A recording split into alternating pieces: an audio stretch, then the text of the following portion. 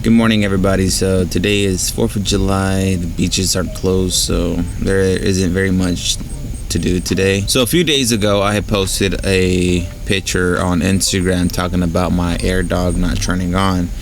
So I'm just gonna skip to the chase real quick. The problem was that my pump wasn't turning on, and I never noticed it at all. Until one day that I was trying to go fast on the truck. It sounded like I was losing power or if I was running out of fuel. I got home and I turned out the truck, right? I started it up, not started up, but I just turned the key and I didn't hear the Airdog start up at all. So there was something wrong, and since my fuel pressure gauge isn't working, I just ordered a piece for that. It got in here yesterday. So I couldn't really tell what was wrong. So I'm gonna go ahead and show you guys what I did and what was wrong with the Airdog. So let's go to it.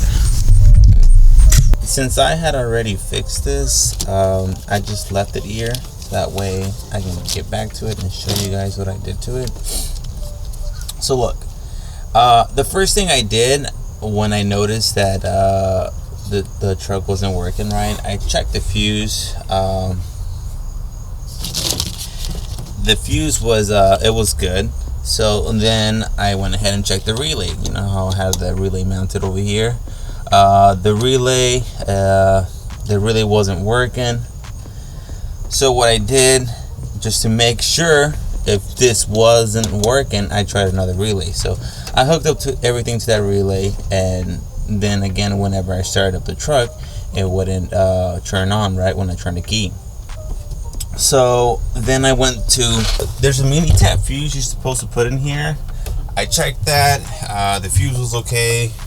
So I got me my little electrical kit, and I tried to see if I had 12 volt constant over here when I turned the key. I had 12 volt constant. So what I went ahead and do was I went ahead and started cutting off all the wires off of the wiring harness that came with Airdog.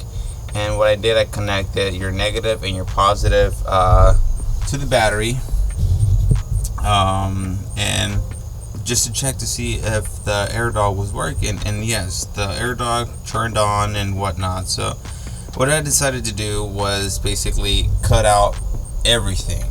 I cut off the cables, as you can see over here. These are all of Airdog cables, and I use some of them, like this red, the blue one, the black one, the red one, that are originally that go to the pump. But some of them I just basically cut them out, so because we were going to use that. Now I'm gonna put somewhere around, it's gonna probably cover up this whole section right here. Okay, so let's move over here so that way I can read out what I did on this diagram.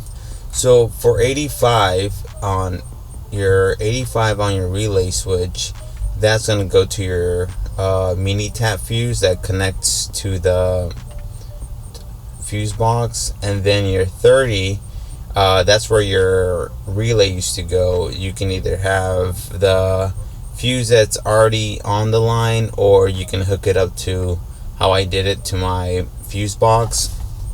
Then on 86, which is your negative, you're gonna have a negative that goes to your negative terminal, and then you're gonna have a negative cable that goes to your fuel pump. Then you're gonna have 87, which is gonna go to your positive on your fuel pump. So that is really all that you need. I know that Airdog supplies you this harness. I wasn't sure if the harness was wrong. I took off another relay from the box that I have just to make sure it wasn't the relay, and at the end of the day, it was the relay that was wrong. And there was something wrong about the cables as well, because when I had connected everything originally back to the truck, it still wouldn't turn on. What I wanted to wait to do was basically, I'm going to show you guys exactly what I did, and I'm going to remove all that excessive wiring that I have there, because we don't need that junk anymore. And we're going to try to place this relay somewhere where it's supposed to go, and it's not going to get tangled up with the steering shaft. So let's get right to it.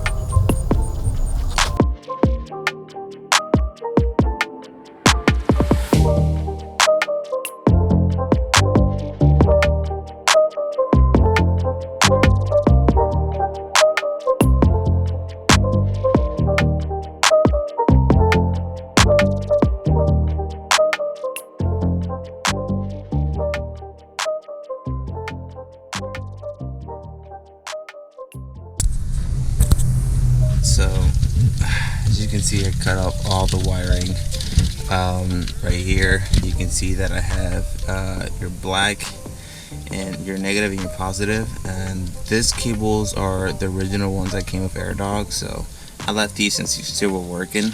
And so, like I said, you run another negative cable, and you hook it up to like another negative terminal, which I have here in my fuse box.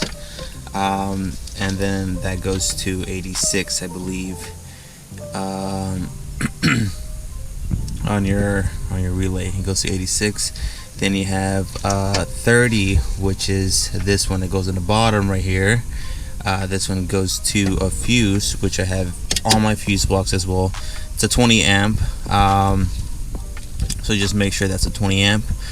And then you have 85, which is this one right here, and this one runs inside the cab, and that's going to be connected to that mini tap fuse. So whenever you turn the key, make sure it's on a section where it will give it 12 volts once you turn the key.